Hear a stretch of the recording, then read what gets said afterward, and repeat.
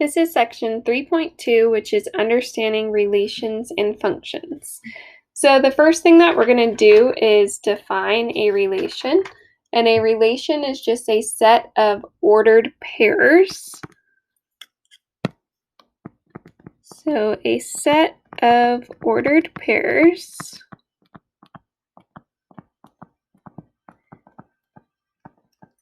where X is the input and Y is the output.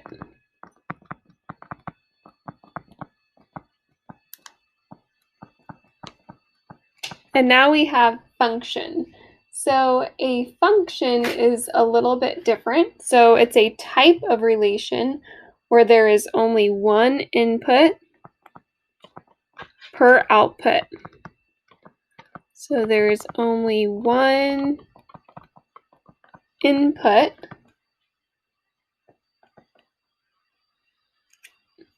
Actually, I said that wrong. There's only one output for each input.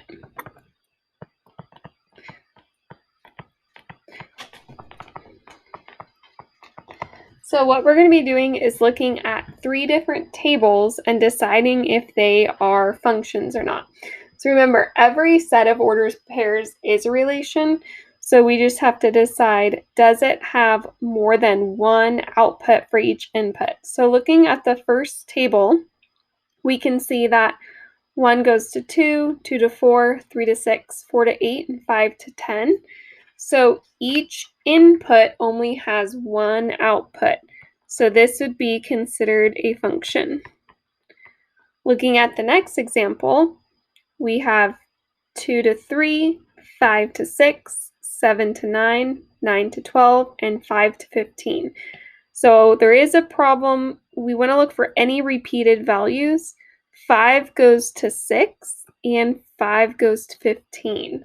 So when you think about if it can be a function, think if I had an equation that I plug in 5 into, I can't get 6 and 15. That doesn't make sense. I would only get one answer. And this input has more than one output. So this would not be a function.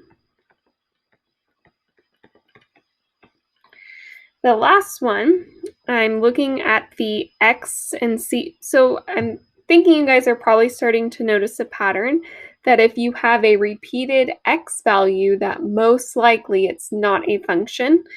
And looking at this last example, I'm going to kind of do a shortcut. I see that we do have a repeated X value of -4, but in this case, both of their outputs is 15. So since they have the exact same outputs, that's okay. So this would be considered a function.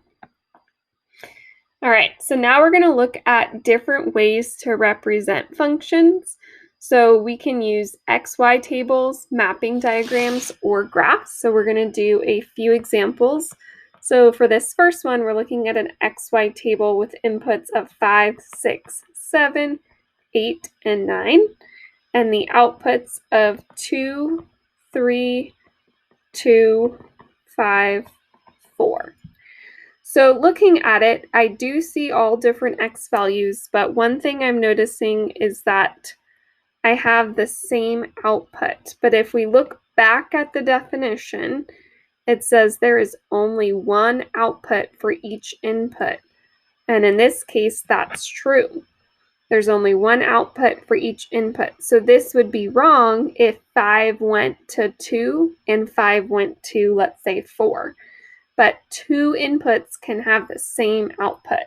So this technically is still a function. And now we're going to do the domain and range. So remember, domain is all possible X values. In this case, because the X values are just listed, kind of like a discrete function, we're going to do the same. And you always want to go from left to right or smallest to greatest. So my domain would just be 5, 6, 7, 8, and 9. Their range is all possible Y values or outputs.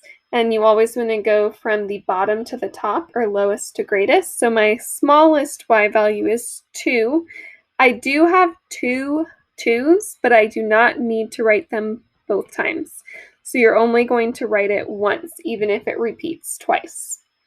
All right, let's go ahead and look at this next type of representation of a function, which is a mapping diagram. So it's really the same type of representation as an XY table, except we're going to be using arrows to show that what output each input comes from. So, for example, on the input side, we have 5, 6, 7, 8, 9. And then I'm going to have 2, 3, 5, 4. And this would be given to you. So we're just drawing it out together. So they're going to tell us that 5 goes with 2. So that means when you have an x value of 5, you have a y value of 2. 6 goes with 3. 7 also goes with 2. 8 goes with 5. And 9 goes with 4. So really, this is the exact same function. We're just representing it in a different way. So we can see that a mapping diagram is very similar, but we have arrows. So what we don't want to see is, for example, 5 having 2 different arrows, like one going to 2 and one going to 3. But the inputs of 5 and 7 going to the same output, that is okay. So we're going to go ahead and skip domain and range because we've already done it. So I'm going to go ahead and write that this is also a function. And now let's go ahead and take a look at another example. So this one, again, is given. So we're going to go ahead and write down what they gave us. So we have 15, 16, 15, 17, and 18, and then 5, 10, 20, 8, and 15. Okay, so looking at this, you always want to check, do you see any repeats of anything? And I do. So looking at this, we do have a 15 here and here. And you'll see that 15 goes to 5 and 15 goes to 20. So remember, kind of a trick to see if something's a function with a table is anytime you see 2 of the same x value, most likely it's not a function. The only time it would be a function is if both of the outputs were the same, like in the example from up here where we had both of the outputs the same. So in this case, this is actually not a function because we have an input that has this multiple outputs. So remember, domain is all possible inputs or x values. Going from the smallest x value would be 15. I don't need to list it twice, even though it appears twice. And the range is all possible y values. So from the smallest y value is 5, then we have 8, 10, 15, 20. Now, when you draw the mapping diagram for this one, so what we want to do is we want to put them, because 15 does repeat twice, I do not need to write it twice. So I'm just going to write it once. So 15, 16, 17, 18, and you kind of want to line it up. So 15 goes with 5, then I have 10, 20, 8, and then 15. So I know that 15 goes with 5. I know that 16 goes with 10. 15 also goes with 20. 17 goes with 8. And 18 goes with 15. So in this case, we already know it's the same values. And we can see that because we have an input that's pointing out to 2 different outputs, this would not be a function. So how you can tell with a mapping diagram is you'll see an input that has 2 different arrows coming out of it. And remember, up here, having 2 inputs with the same output, that's okay. And then again, we don't need to do the domain and range because we've already done it. It's the same set of numbers. So the last thing we're going to do is, for this, is going to be looking at some data. So we have score of a test, which is the X value. So we have scores of 10, 8, 7, and 4. And then we have the number of students that scored that. So that means 3 students scored a 10. 6 students scored an 8, 5 students scored a 7, and 2 students scored a 4. So we're going to go ahead and plot that. So the first point would be, and I'm actually going to label this. So this is score for the X, and then the Y is the number of students. So we would have a point at 10, 3, 8, 6, 7, 5, and 4, 2. So far we've looked at representing a function using a table and a mapping diagram.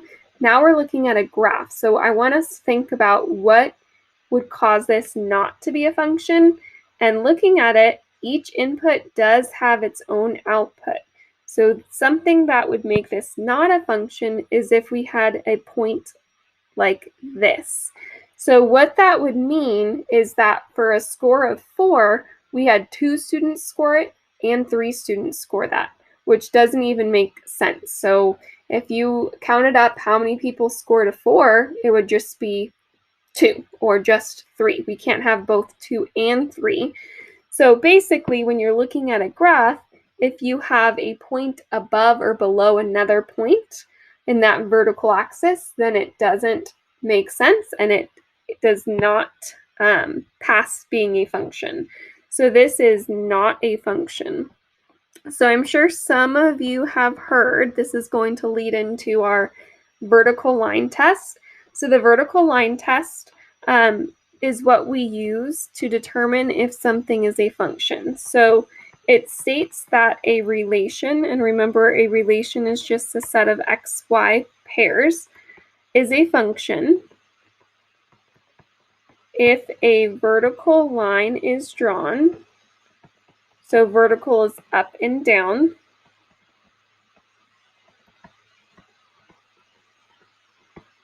And does not pass through more than one point.